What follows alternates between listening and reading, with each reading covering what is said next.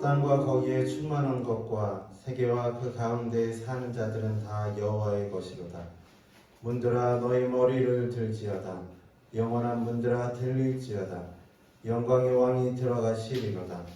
영광의 왕이 누구시냐? 강하고 능한 여호와시요 전쟁에 능한 여호와시로다. 문들아 너희 머리를 들지어다. 영원한 문들아 들릴지어다. 영광의 왕이 들어가시리로다. 영광의 왕이 누구시냐? 만군의 여호와께서 곧 영광의 왕이시로다. 아멘. 사랑과 은혜 하나님, 오늘 주일을 맞이해서 아버지께로 온전히 드리는 우리의 심령들을 사랑하여 주시고 인도하여 주시옵소서.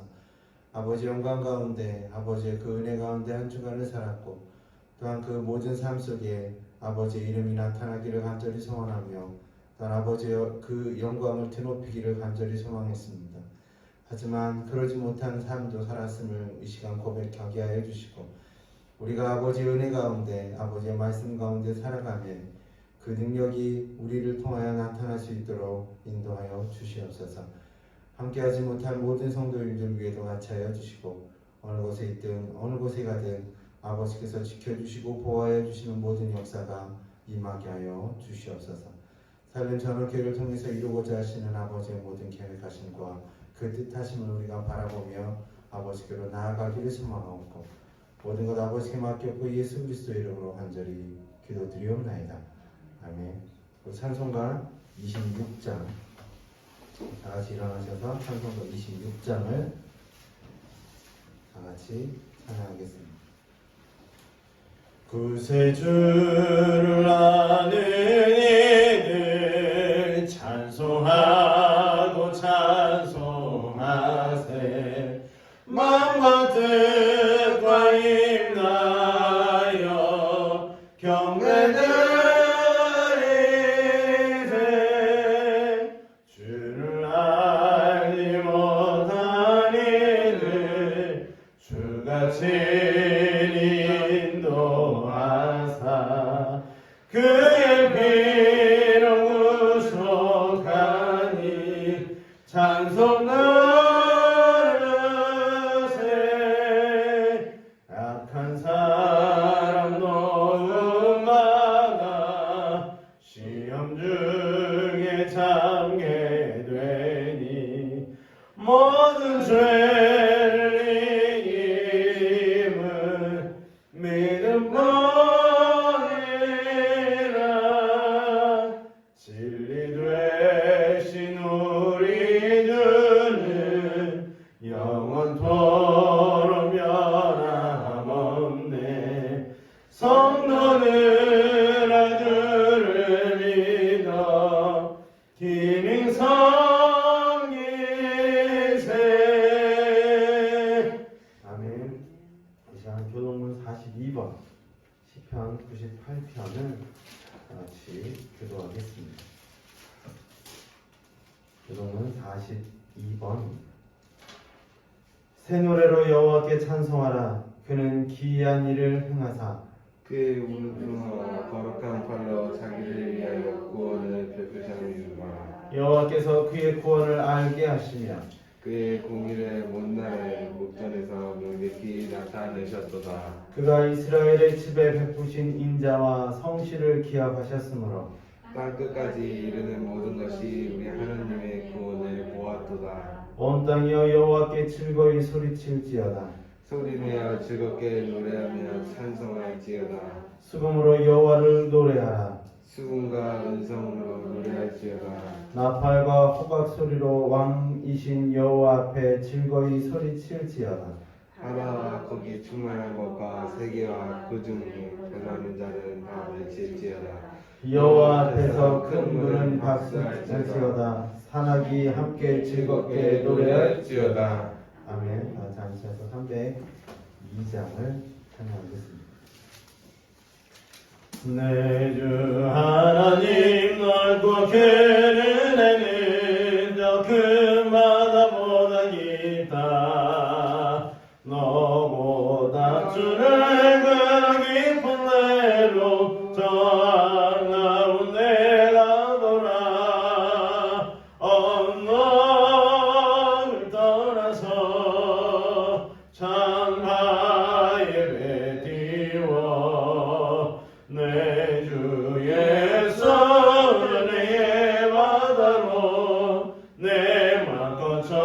가라.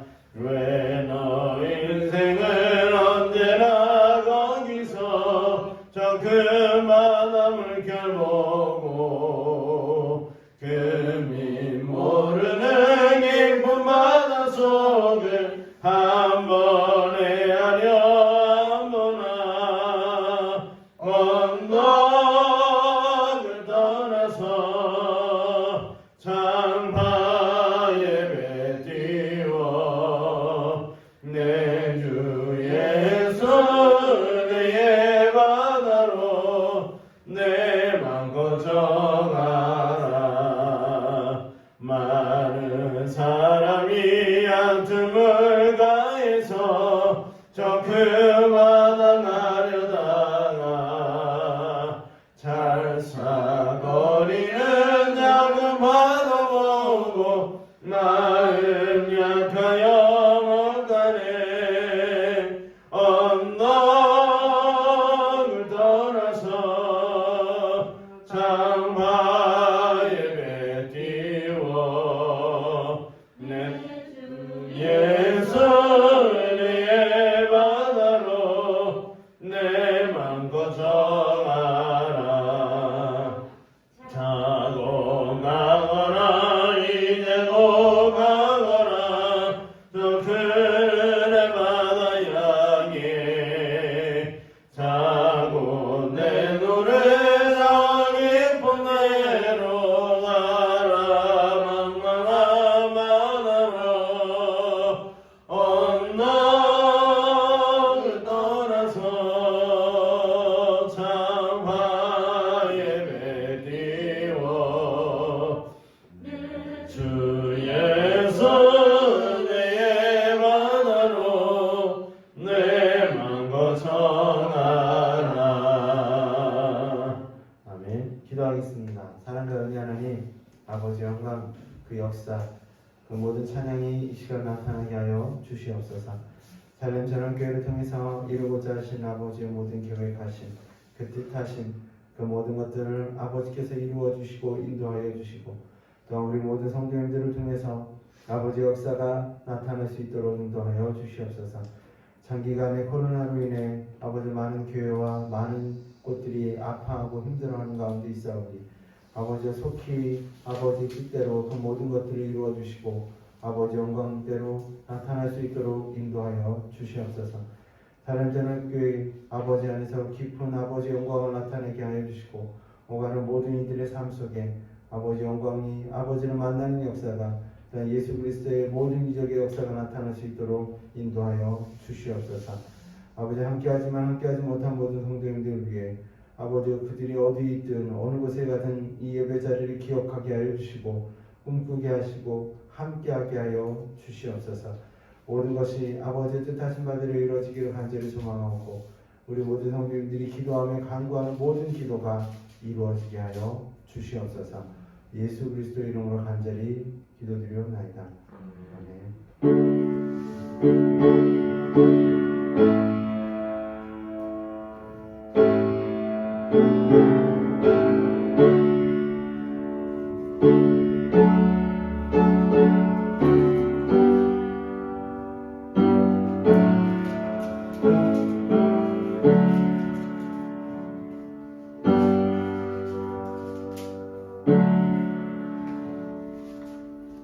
오늘 함께 나눌 말씀은 누가복음 6장 6절로 11절까지의 말씀입니다.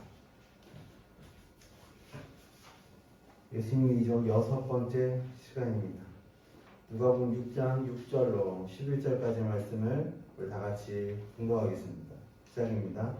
또 다른 한 시길에 예수께서 회당에 들어가사 가르치시되 거기 오른손 마른 사람이 있는지라. 서기관과 바리새인들이 예수를 고발할 증거를 찾으려 하여 안식일에 병을 고치는가 엿보니 예수께서 그의 생각을 아시고 손 마른 사람에게 이르시되 일어나 한가운데 서라 하시니 그가 일어나 서거늘 예수께서 그에게 이르시되 내가 너희에게 묻노니 안식일에 선을 행하는 것과 악을 행하는 것 생명을 구하는 것과 죽이는 것 어느 것이 옳으냐 하시며 무리를 둘러보시고 그 사람에게 이르시되 내 손을 내밀라 하시니 그가 그리하여 그 손이 회복된지라. 그들은 노악이 가득하여 예수를 어떻게 할까 하고 서로 의논하니라. 아멘. 엄청난 사건이라는 이야기가 있어서 함께 나누고자 합니다. 아프리카 성자라고 하는 리빙스톤 선교사를 기억하실 것입니다. 이 선교사가 한 번은 아프리카 밀림을 지나가다 큰 사자를 만나게 되었습니다. 그래서 이 선교사는 자기를 보며 마주 앉아 으르렁거리는 사자를 앞에 놓고 이제는 죽었구나 생각하며 하나님께 자기의 영혼을 부탁하는 마지막 기도를 드렸다고 합니다. 그런 후에 사자가 앞발로 이 선교사를 내치는데 그대로 뒹굴면서 정신이 나갔다고 합니다. 그런데 조금 후에 정신을 차려보니 바로 그 사자가 그대로 여전히 내려다보고 있더랍니다. 이상한 것은 그러면서도 그 사자는 아무런 행동을 하지 않는 겁니다. 그분의 말인지 고양이가 쥐를 가지고 노는 것 같더랍니다. 그럴 수밖에 별 수 없지 않습니까? 그러더니 이 사자가 선교사를 물지도 않고 어슬렁어슬렁 거리며 그냥 가버리는 거예요. 이렇게 사자가 간 다음에 그 엄청난 원주민들이 모인 거예요. 이 사람은 사자가 보고 죽이지도 않는 것으로 보아 특별한 사람이다 라며 이 사람의 말을 믿어야겠다 하며 복음이 전파되었다라는 거예요. 그에게 묻기를 사자가 발 앞에 있을 때 당신의 기분은 어떠했습니까? 라고 했더니 껄껄 웃으면서 하는 말이 내 몸 중에 어느 부분부터 먼저 먹을 것인가 하는 생각을 했다라고 했다고 합니다. 그는 아무 걱정이 없었습니다. 그런데 이 엄청난 사건이 기적이 되고 이 기적이 복음의 문을 열어줄 줄을 누가 알았겠습니까? 그래서 복음이 아프리카의 선교가 됐다는 거예요. 참 놀랍죠. 어떻게 보면 하나님의 일일 수도 있겠다. 아니 하나님의 일이겠구나 이런 생각을 해보게 됩니다. 이 이야기가 참 재미가 있어서 함께 나눈 거잖아요. 어느 할머니가 다리에 퇴행성 관절염이 생겨서 심하게 아팠습니다. 다리 좀 아프신 분들도 계시죠. 장마철이 이르자 더욱 심하게 다리가 아파 병원을 찾게 되었어요. 의사 선생님한테 이렇게 말했어요. 의사 선생님, 왼쪽 다리가 날씨가 굳으니 더욱 아파서 도무지 참을 수가 없군. 고칠 수 있는 병인지 한번 보게 이렇게 얘기했다고. 할머니는 심각하게 자기 아픈 증상을 설명하는데도 의사는 대수롭지 않게 대답하는 거예요. 뭐라고? 할머니 걱정하지 않으셔도 돼요. 나이가 들면 다 그런 증상이 생기게 되거든요. 이렇게 말했다고 하는 거예요. 그래서 할머니가 뭐라고 했을 것 같아요? 이 할머니가 뭐라고 했냐면 여보시오 의사 양반 멀쩡하게 안 아픈데 왼쪽 다리도 나이는 동갑일세 이렇게 얘기했다는 거예요. 그러니까 왼쪽 다리 오른쪽 다리가 동갑인데 왜 한쪽만 아프냐 이 말일 거예요. 이해가 안 되셨죠? 본문은 말씀을 안식일이다 이렇게 표현하고 있습니다. 안식일에 시작되는 말씀이다 이렇게 표현하고 있어요. 그럼 왜 안식일이라고 말씀을 이어갈까요? 또 다른 안식일 이렇게 말하는데 또 다른 안식일에 또는 다른 안식일에 어떤 사건이 일어났고 또 안식일에 또 사건이 일어났다라는 것을 의미하게 되는 거예요. 이는 안식일이 아닌 다른 날에는 일어날 수 없는 일에 대해서 말씀하기 위함일 거예요. 안식일에만 일어날 수 있는 말, 안식일에만 일어날 수 있는 일, 그 일에 대해서 오늘 살펴보고자 합니다. 우리는 안식일이라며 하며 어떠한 생각이 들까요? 지금의 안식일은 예수님의 부활하심으로 인해 주일로 지키게 되었습니다. 그렇다면 지금의 주일에는 무엇을 해야 될까요? 주일에는 모두 모여 예수님의 부활하심을 기념하고 감사하는 예배를 드리는 날이 되어야 한다라고 말합니다. 여러분은 지금 무엇을 하고 계신가요? 한 번쯤은 생각해 보아야 할 말씀일 것입니다. 예수님께서는 안식일에 무엇을 해야 하는가에 대한 모습을 오늘 본문을 통해서 우리에게 보여주고 있습니다. 누가복음 6장 6절을 읽겠습니다. 시작입니다. 또 다른 안식일에 회당에서 예수께서 회당에 들어가사 가르치실 때 거기 오른손 마른 사람이 있는지라. 예수님께서는 습관과 똑같이 안식일이 되면 회당에 가셨습니다. 그리고 그곳에서 사람들에게 가르치셨습니다. 그 가르침은 복음이요 하나님의 나라요 천국의 삶에 대해서 가르치셨습니다. 바로 예배에 충실하셨다라고 말씀드릴 수 있습니다. 예수님께서는 당신의 사역을 위해서 예배를 통해 새 힘을 얻기를 원하셨습니다. 또한 언제나 기도를 통해서 하나님의 대화를 통해 앞으로 나아가야 할 것에 대해서 나누셨습니다. 예배는 우리 삶에 있어서 가장 중요한 위치를 차지해야 합니다. 우리는 우리의 우선순위에 있어서 예배는 빠지지 말아야 할 첫 번째가 되어야 하는 거예요. 한 주의 하루인 주일을 통해 우리가 하나님의 새 힘을 얻고 세상을 이긴다는 것은 참으로 어려운 일이 분명할 것입니다. 그런 주일마저도 예배를 통해 하나님 말씀과 그의 능력을 얻지 못한다면 우리는 세상에서의 유혹과 고난 속에서 넘어질 수밖에 없을 것입니다. 그래서 예수님께서는 안식일이 되면 언제나 회당에 가셨습니다. 그리고 말씀을 가르치셨습니다. 그 말씀을 듣는 모든 이들의 삶이 하나님의 구원의 삶을 살아가기를 원하셨기 때문입니다. 그래서 낮에는 성전에서 많은 사람을 가르치셨다, 이렇게도 누가복음 21장 37절에 말씀하고 있죠. 읽어볼까요? 예수께서 낮에는 성전에서 가르치시고 밤에는 나가 감람원이라 하는 산에서 쉬시니라고 말씀합니다. 또한 고향에서는 예수님을 선지자로 생각하지 않는 상황에도 불구하고 회당에서 많은 말씀을 가르치심을 놓지 않으셨대요. 마가복음 13장 54절에 읽어보겠습니다. 고향으로 돌아가사 그의 회당에서 가르치시니 그들이 놀라 이르되 이 사람이 지혜와 이런 능력이 어디서 났는가, 이렇게 말하기도 하죠. 마가복음에서도 예수님이 안식일에 회당에 들어가 가르치셨다라고 말씀합니다. 마가복음 1장 21절에 그들이 가버나움에 들어가시니라. 예수께서 곧 안식일에 회당에 들어가 가르치심에라고 말씀하고 있습니다. 예수님께서는 안식일에 언제나 그렇듯 예배에 충실하셨음을 보게 됩니다. 예수님께서는 무슨 일이 있을지라도 안식일이 되면 회당으로 향하셨습니다. 그리고 그곳에서 많은 사람들에게 복음을 가르치셨습니다. 이는 안식일에는 많은 사람이 회당에 모여 예배를 드려야 했기 때문이기도 했습니다.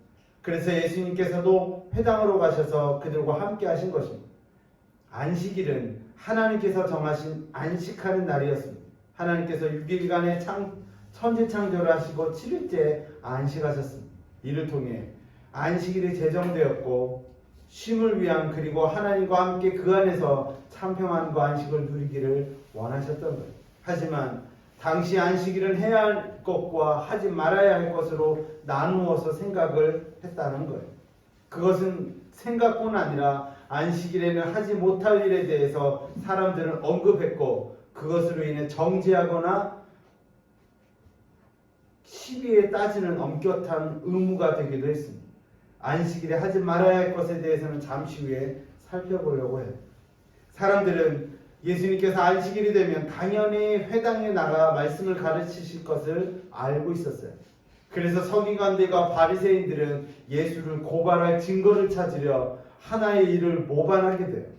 누가복음 6장 7절의 말씀을 보게 되면 이렇게 말하고 있죠. 읽어보겠습니다. 서기관과 바리새인들이 예수를 고발할 증거를 찾으려 하여 안식일에 병을 고치는가 엿보니, 이렇게 말씀하고 있는 거예요. 예수를 고발할 증거를 찾으려 하여 라고 언급하고 있습니다. 이를 위해 6절 후반절에는 이렇게 말하죠. 6절 후반절에는 거기 오른손 마른 사람이 있는지라, 이렇게 말씀하고 있습니다. 서기관들과 바리새인들이 예수를 고발할 증거를 찾으려 한 것이 아닙니다. 예수를 고발할 증거를 만들기 위해 오른손 마른 사람을 둔 것이에요. 잠시 그의 병에 대해서 살펴보면 이 사람은 뇌의 손상으로 인해 중풍이 아니라 피의 순환의 불순함으로 손의 근육 기능이 상실한 자를 가리키기도 합니다. 열왕기상 13장 4절에 여로보암 왕이 하나님의 사람 베델에 있는 제단을 향하여 외쳐 말함을 들을 때에 제단에서 손을 펴며 그의 잡으려 하더라. 그에 향하여 편 손이 말라 다시 거두지 못하여 라고 말합니다. 손이 말랐다라는 겁니다. 손이 마른 것에 대해서 사람들은 하나님의 진노하심으로 생각하기도 했습니다. 이처럼 병에 걸림은 마치 하나님께서 하나님께 무엇인가 죄를 지어서 그렇게 되었다라고 생각하는 것이 사람들의 일반적인 생각이었어요. 그 당시에. 한편 누가복음 6장 6절에 의하면 더욱이나 마른 손은 더구나 오른손으로 표현하고 있습니다. 그리고 외경 가운데 나사렛파, 에비온파가 사용한 복음에서는요, 제롬이 인용한 것에 의하면 이 사람은 예수께서 자신의 손으로 벌어먹고 사는 석공이었다라고 말하기도 합니다. 한편 랑케라는 신학자가 있는데요. 랑케에 의하면 이 사람은 우연히 그 회당에 있었던 것이 아니라 그 대적자들, 아까 말했죠. 서기관들과 바리새인들에 의해서 모함하기 위한, 송사하기 위한 의도적 도구로 사용되었다라고 말하기도 합니다. 이처럼 오른손 마른 사람이 그곳에 있었습니다. 바로 예수님께서 말씀을 가르치시고 계신 곳에 말이에요. 왜일까요? 예수님을 넘어뜨리기 위한 하나의 일을 만들기 위해서였습니다. 예수님께서는 그런 일에 대해서 알지 못했을까요? 아마도 아셨을 거예요. 구약 성경을 보게 되면 이런 비슷한 상황이 나오고 있습니다. 그는 언제나 하나님께 향한 기도를 드렸던 사람, 바벨론 포로 시대 때 포로임에도 불구하고 총리에 오른 사람, 누구죠? 다니엘이에요. 다니엘 6장의 말씀을 보게 되면 다리오 왕이 총리 셋을 두게 돼요. 다니엘 6장 2, 3절을 읽어보겠습니다. 시작입니다. 또 그들 위에 총리 셋을 두었으니 다니엘이 그중 하나더라. 그는 고관들로 총리에게 자기의 직무를 보고하게 하여 왕에게 손해가 없게 하려 함이었더라. 다니엘은 마음이 민첩하여 총리들과 고관들 위에 뛰어남으로 왕이 그를 세워 전국을 다스리게 하고자 한지라. 이렇게 말씀합니다. 다리오 왕은 다니엘을 좋아했지만 다른 총리들은 그렇지 않았다고 말씀하고 있습니다. 4절에 이렇게 표현하죠. 읽어볼까요? 이에 총리들과 고관들이 국사에 대하여 다니엘을 고발할 증거를 찾고자 했으나 아무 근거나 아무 허물도 찾지 못하였으니 이는 그가 충성되어 아무 그릇됨도 없고 아무 허물도 없음이었더라. 이렇게 말씀하고 있죠. 다른 총리들과 고관들이 다니엘을 고발할 증거를 찾고자 했습니다. 하지만 아무 허물을 찾지 못했다라고 말씀하고 있어요. 그들은 하나의 꾀를 부리는데 다리오 왕에게 금령을 선포하게 해요. 30일 동안 왕 외에 다른 신에게, 다른 사람에게 무엇을 구하면 사자굴에 던져놓는 거예요. 그들은 다니엘이 하루에 3번씩 무릎을 꿇고 기도하는 것을 알고 있었기 때문이에요. 다니엘도 이 조서에 도장이 찍힌 것을 알고 있었어요. 다니엘서 6장 10절 읽어보겠습니다.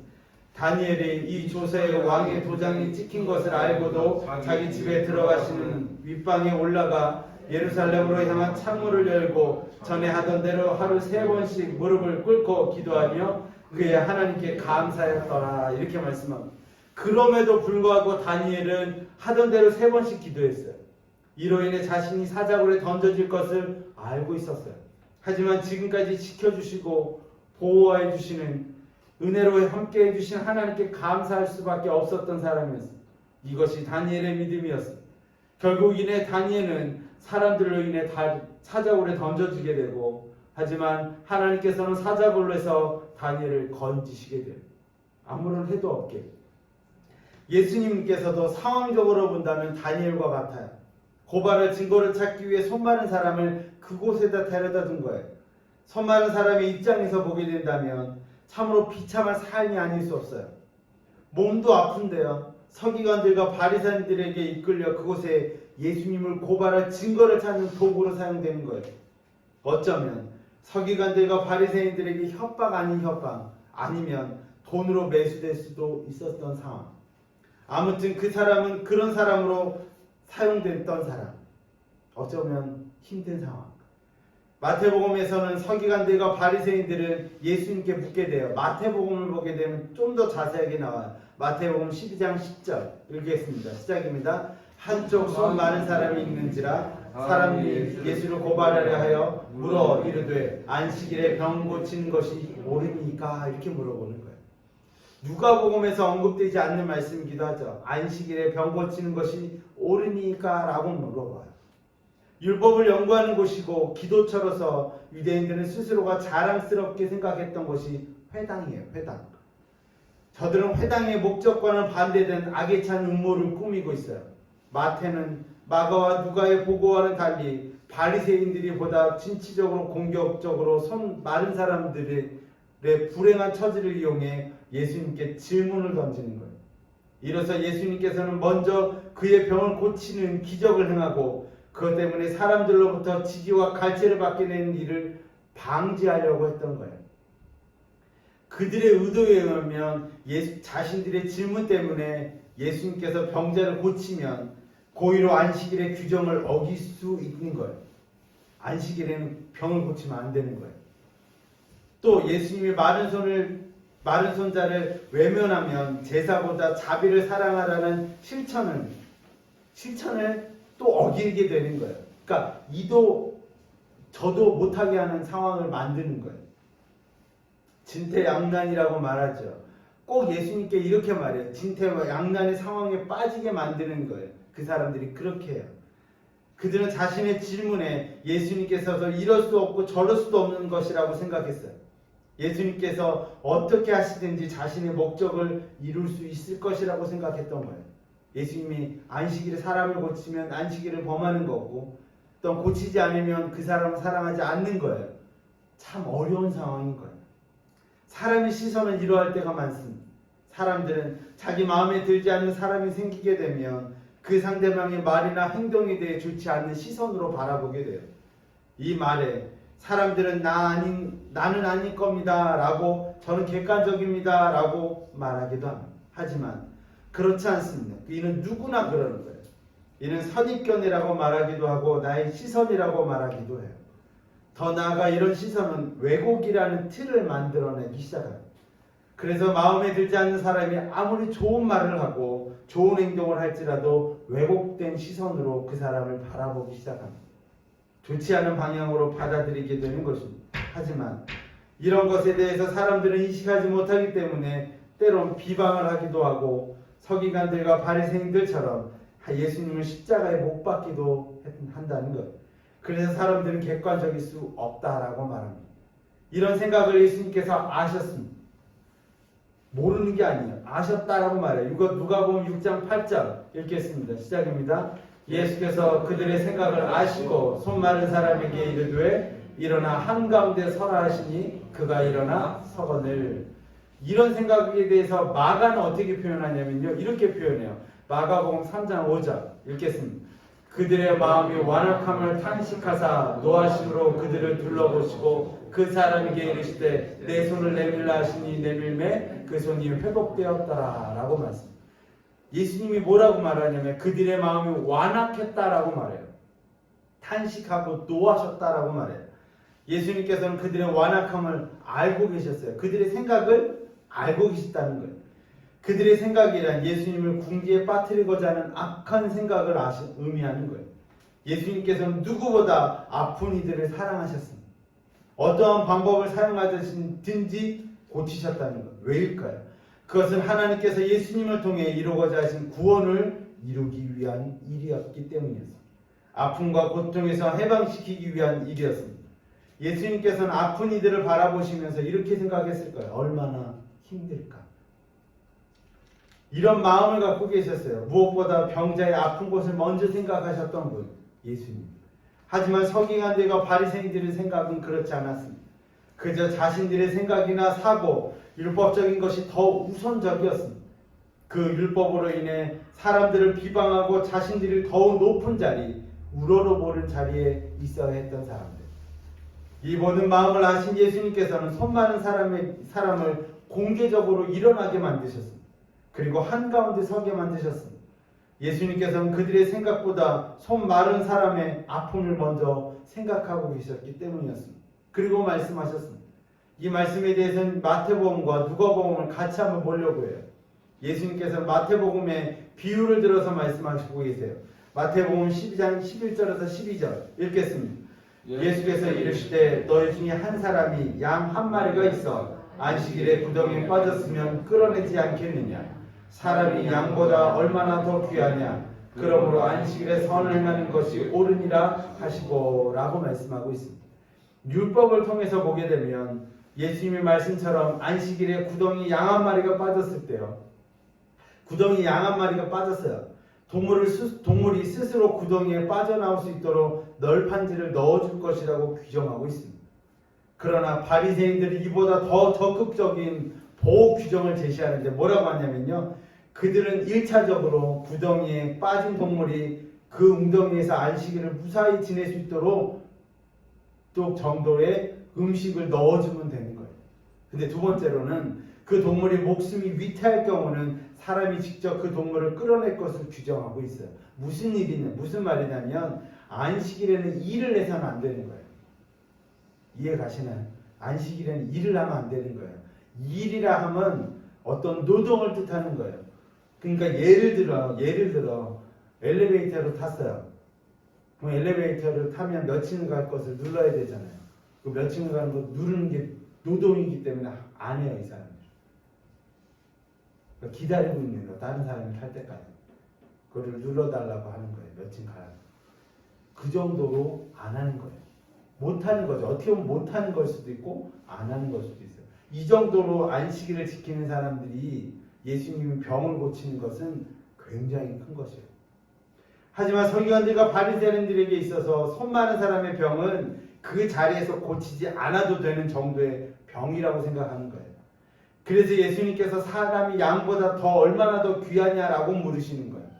본문에 나오는 손 많은 사람은 웅덩이에 빠진 양 한 마리보다 물론 귀한 것이 맞습니다. 하지만요, 바리새인들은 안식일에 웅덩이에 빠진 양은 건져낼지언정 손 마른 사람에게 자비를 베푸려는 마음은 전혀 가지고 있지 않는다는 거예요. 오히려 그들은 자신의 정치적인 목적인 예수님을 송사하려는 것의 도구로만 생각했을 뿐이라는 거예요.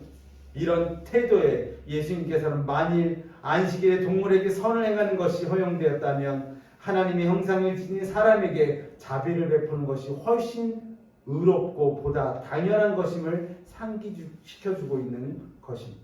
그와 함께 예수님께서는 그들에게 물으시죠. 이렇게 물어요. 그러므로 안식일에 선을 행하는 것이 옳으니라. 이는 누가복음의 말씀이 더 자세하게 설명되어 있는데요. 누가복음에는 이렇게 말해요. 누가복음 6장 9절 읽겠습니다. 예수께서 그들에게 이르시되 내가 너에게 묻노니 안식일에 선을 행하는 것과 악을 행하는 것, 생명을 구하는 것과 죽이는 것 어느 것이 옳으냐 하시며 이렇게 말씀하고 있죠. 안식일에 선을 행하는 것, 악을 행하는 것, 생명을 구하는 것과 죽이는 것 어느 것이 옳으냐라고 말씀하고 있습니다. 서기관들과 바리새인들이 안식일을 범하는 것과 손 많은 사람을 고치는 것에 대한 선택의 길에 예수님을 밀어넣은 것처럼 예수님께서도 그들에게 선택의 길을 보여주시고 계십니다. 선과 악, 생명에 대해서 구하는 것과 죽이는 것으로 말입니다. 서기관들과 바리새인들의 질문에 있어서 우선순위에 대한 질문을 하시는 거예요.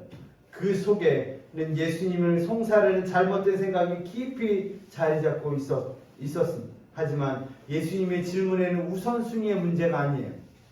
선택의 문제가 아니에요. 이는 안식일이 왜 존재하는가에 대한 질문에 대한 문제인 거예요. 이는 율법의 규정을 뛰어넘으시는 질문이에요. 예수님, 요한복음 8장의 말씀을 보게 되면 예수님께서 감람산에 일어난 사건을 이야기합니다. 기억나십니까? 예수님이 감람산에서 일어났던 기억 안 나시죠? 2주밖에 안 됐어요. 잠시 살펴보겠습니다. 요한복음 8장 3절 4절 읽겠습니다. 시작입니다. 서기관들과 바리새인들이 음행 중에 잡힌 여자를 끌고 와서 가운데 세우고 예수께 말하되 선생이여 이 여자가 간음하다 현장에서 잡혔나이다. 기억나시죠? 서기관들과 바리새인들이 한 여자를 끌고 예수님께 나왔습니다. 간음하다 현장에서 잡힌 여자였습니다. 기억나시죠? 그들은 율법에 대해서 말하면서 이 여자를 돌로 쳐야 한다라고 예수님께 말하게 됩니다. 이에 예수님께서는 몸을 굽혀 땅에 무엇인가를 쓰셨어요. 그리고 일어나셨어요. 요한복음 8장 7절 읽겠습니다. 시작입니다. 그들이 묻기를 맞이 아니하는지라 이에 일어나 이르시되 너희 중에 죄 없는 자가 먼저 돌로 치라 하시고 아멘.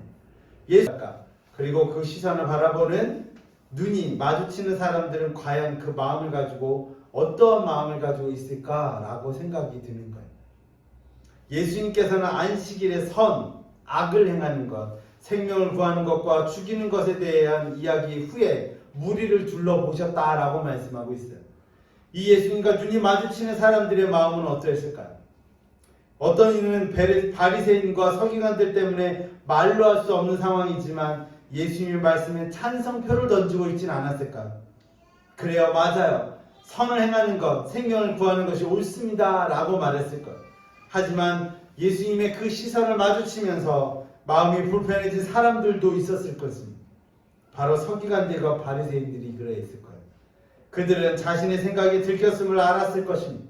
그래서 마음이 더 힘들어지기 시작했습니다.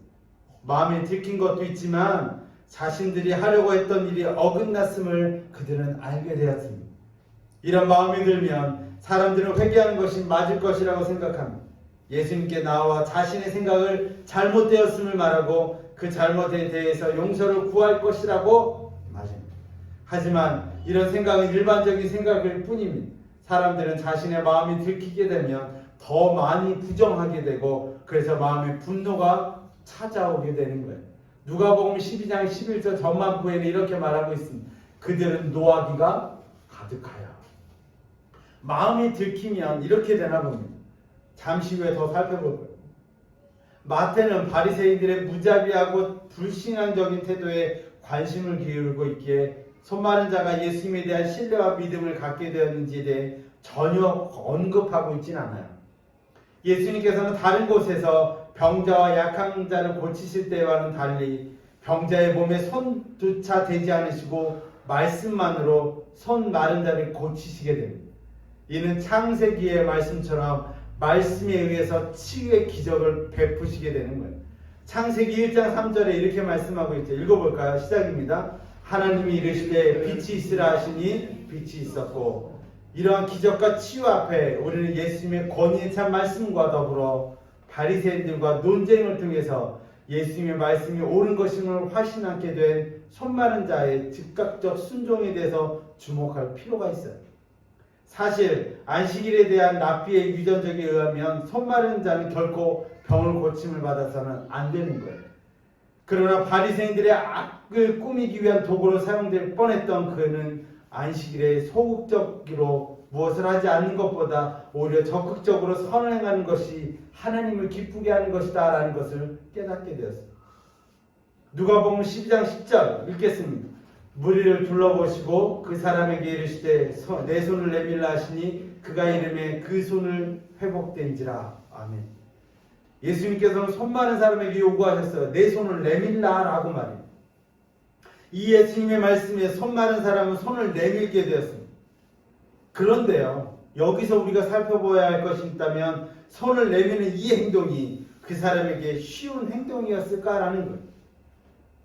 결론적으로 육체적 숙박에서 벗어나 축복을 받게 되었지만 손을 내밀기까지의 그의 어려운 마음을 우리는 생각해 보아야 할 거예요. 예수님께서는 손을 내밀라는 말씀에 손이 마른 사람을 생각했을 거예요. 지금 예수님의 말씀에 순종해야 하는가? 라고 말해요. 그리고 그는 눈치를 보기 시작했어요. 누구를 눈치를 봐요? 자신을 데리고 온 서기관들과 바리새인들을 눈치를 보기 시작할 거예요. 그들은 손이 마른 사람에게 예수님을 어떻게 넘어뜨리고 법정에서 송사할 증거를 어떻게 찾아야 할 것이라는 것을 그에게 말했을 거예요.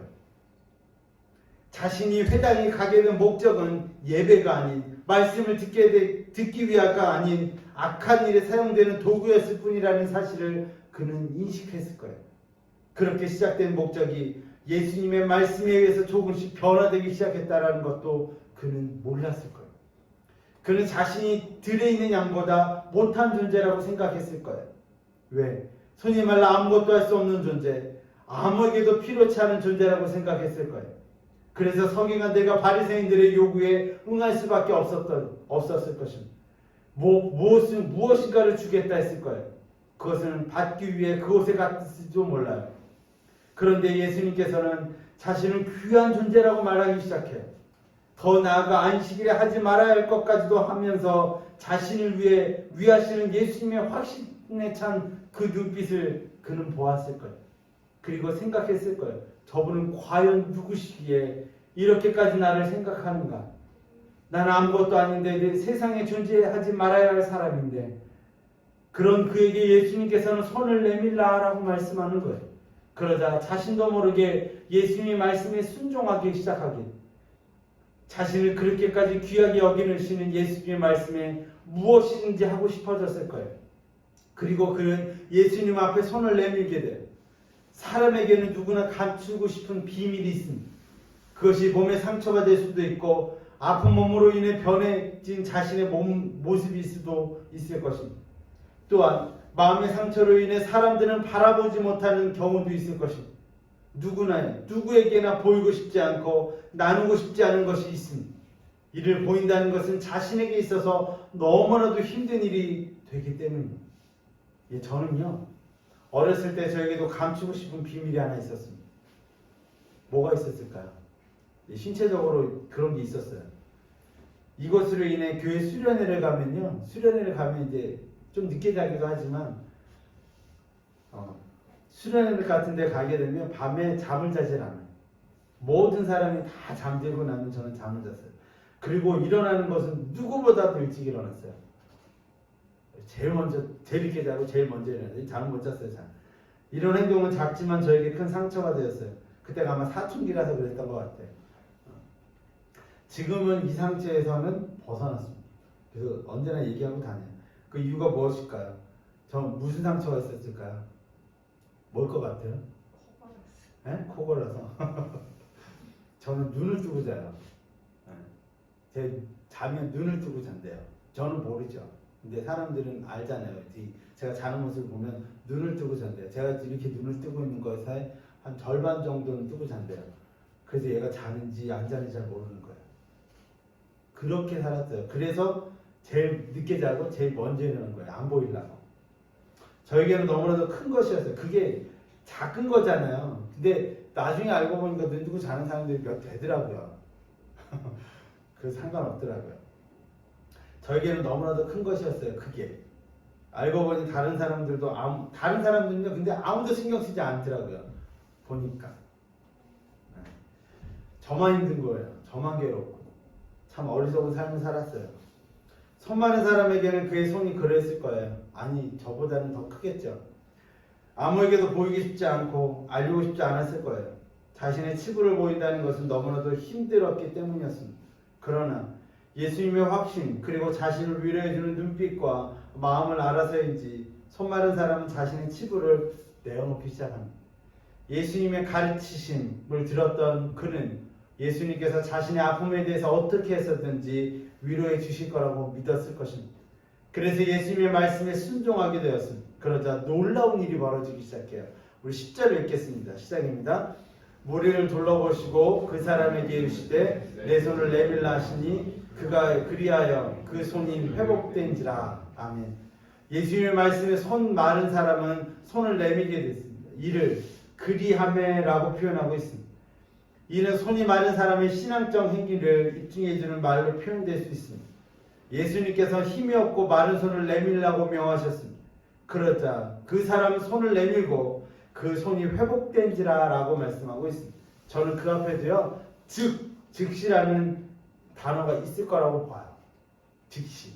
여기서 회복되다는 말은 말 원어는요, 앞에 카테스타테라는 말로 사용되는데 이거는 이전 상태로 회복되었다라는 표현으로 가지고 있습니다.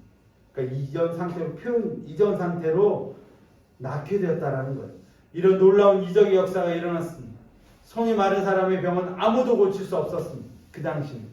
그런 그에게 예수님께서 말씀하시고 그 말씀으로 인해 나았고 회복되는 역사가 일어나게 됩니다. 이에 많은 사람들은 예수님의 이적에 놀랐을 거예요.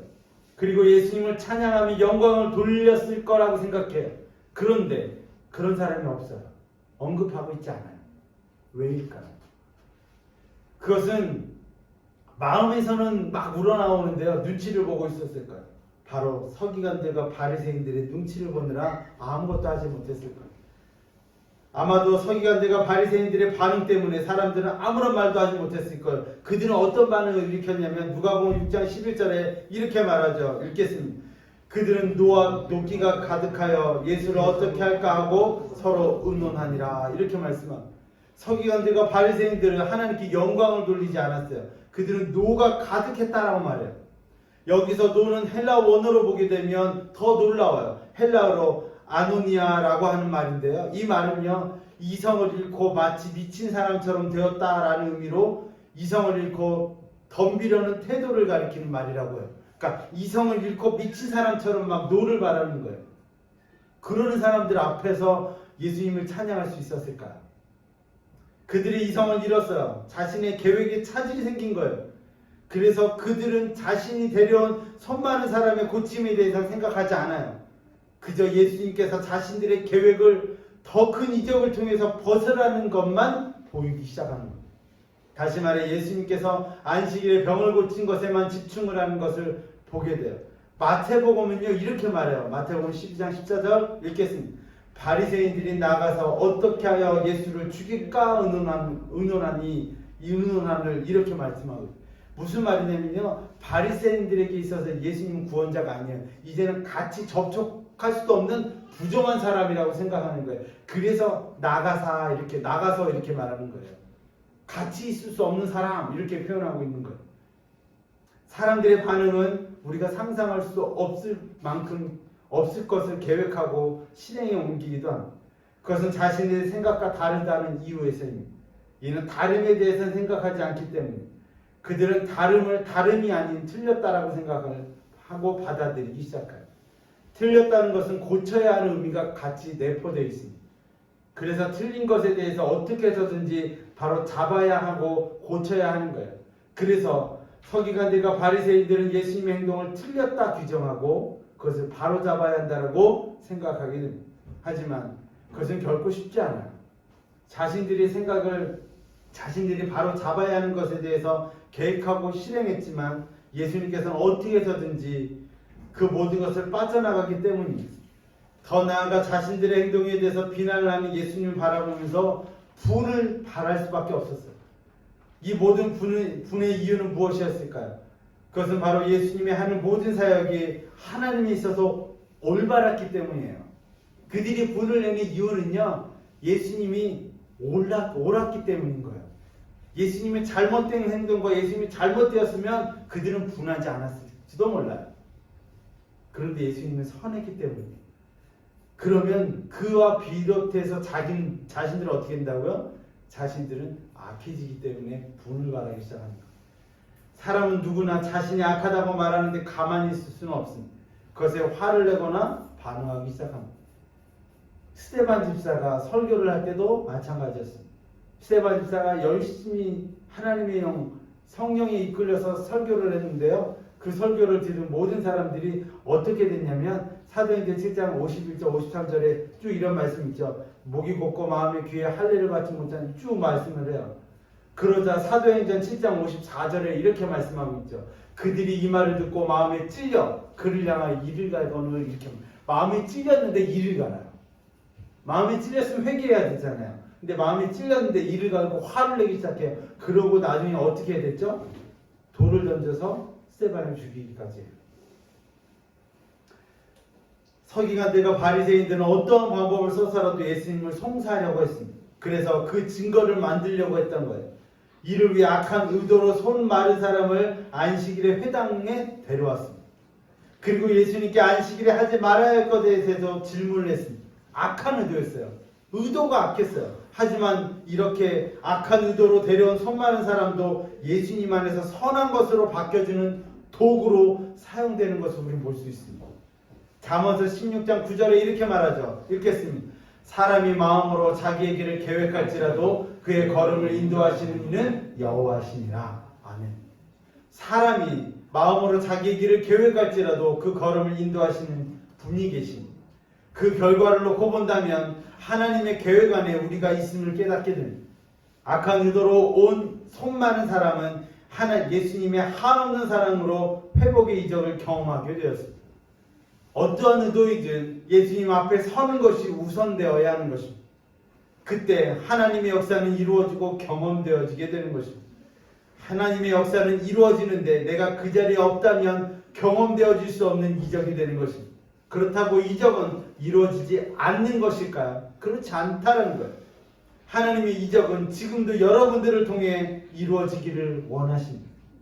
이를 위해 예수님 앞에 나오는 성도님들이 되시기를 간절히 기도합니다. 그러므로 하나님의 놀라운 이적이 살렘도론교회와 성도님들의 삶 속에 함께 하시기를 간절히 축원드립니다. 기도하겠습니다. 사랑과 은혜 하나님, 아버지 영광 가운데 우리가 사랑합니다. 그 영광이 아버지 역사 가운데 있기를 간절히 소망합니다. 아버지 은혜 가운데 우리가 나가기를 간절히 기도합니다. 악한 의도로 사람들에게 이끌려서 그 자리에 섰던 손 마른 사람, 하지만 하나님의 영광이요 예수 그리스도의 역사가 나타나는 도구로 다시 사용되는 것을 보았습니다. 무엇이 되든 예수 그리스도 앞에 나오는 것이 중요하고 하나님 앞에 나오는 것이, 그 예배 가운데 나오는 것이 더 중요함을 우리가 깨닫게 됩니다. 우리 또한 그러한 삶을 살아가게 하시고 또한 그 이적의 경험을 할 수 있도록 인도하여 주시옵소서. 모든 것 아버지께 맡겼고 사랑하신 예수 그리스도의 이름으로 간절히 기도드리옵나이다. 아멘. 425장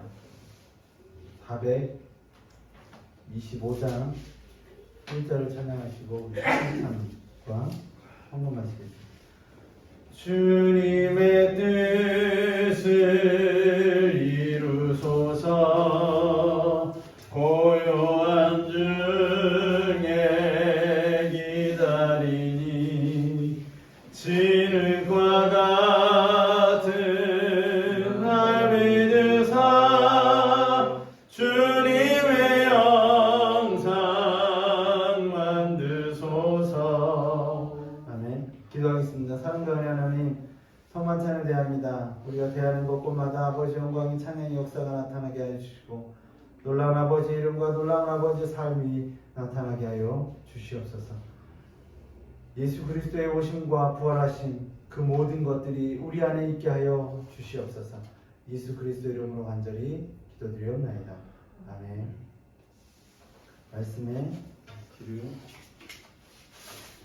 기울여 주시기 바랍니다.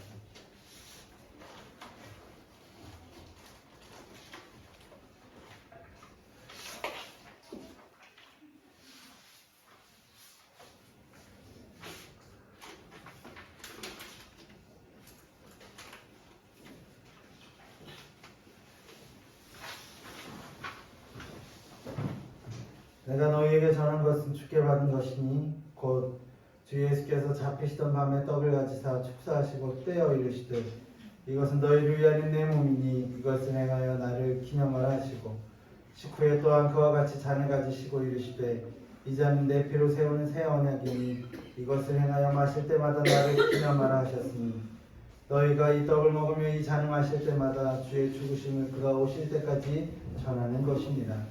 그러므로 누구든지 주의 떡이나 잔을 합당하지 않게 먹고 마시는 자는 주의 몸과 피에 대하여 죄를 짓는 것입니다. 사람이 자기를 살피고 그 후에야 이 떡을 먹고 이 잔을 마실지니 주의 몸을 분별하지 못하고 먹고 마시는 자는 자기 죄를 먹고 마시는 것입니다. 아멘. 우리 2절 찬양하실까요? 주님의 뜻을 이루소서. 주님의 나라 엎드리니 나의 맘속을 살피시사 눈보다 이게 하옵소서. 4절 주님의 뜻을 이루소서.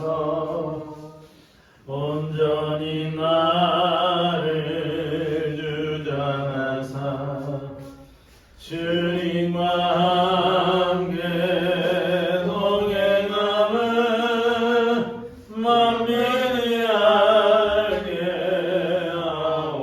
하옵소서.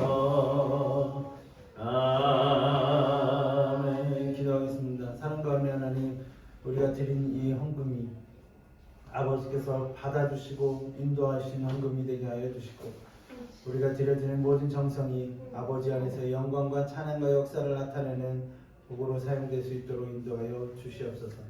쓰여지는 곳곳마다 아버지의 이름이 예수 그리스도의 영광이 성령님의 도우심으로 그 모든 역사가 이루어지게 하여 주시옵소서. 또한 바친 모든 성금 위에 아버지가 드린 모든 정성 위에 하나님의 보호하심과 갚으심이 풍족하게 채워주심이 건강으로 물질로 채워주심의 역사가 있게 하여 주시옵소서. 모든 것 아버지가 맡겼고 예수 그리스도 이름으로 간절히 기도드리옵나이다. 아멘. 하나님이 주신 은혜가 날마다 은혜에 날마다 감사하는 성도님 되시기를 간절히 기도합니다. 사람들께 앞으로 사명을 위해서도 기도해 주시고요. 코로나로 인해서 너무 힘든 상황이 있습니다. 장기간 되네요. 너무 장기간 되는데 그러지라도 참고 견디다 보면 언젠가는 이것도 끝나겠죠. 언젠가는 지나가면 또 끝나면 될 것이라고 믿습니다. 힘내시고요. 건강하시죠, 다들? 건강 잘 챙기시고요. 건강하시죠? 네. 우리 은혜라는 찬양 원래 해야 되는데 제가 막 급하게 하다 보니 또 못했어요.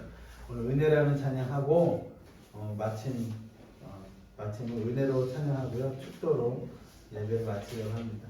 은혜 찬양 같이 할까요?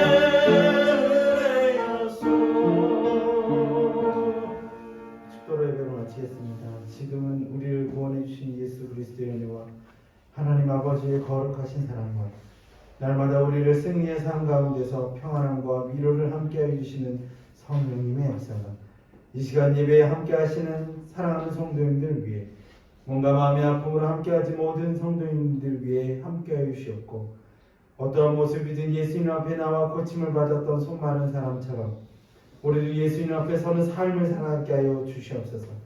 우리의 모습이 어떠할지라도 그 모습 그대로 사랑하시는 예수님 앞에 섬으로 그 이적을 경험하며 아픈 모든 것에 해방하게 하여 주시옵소서.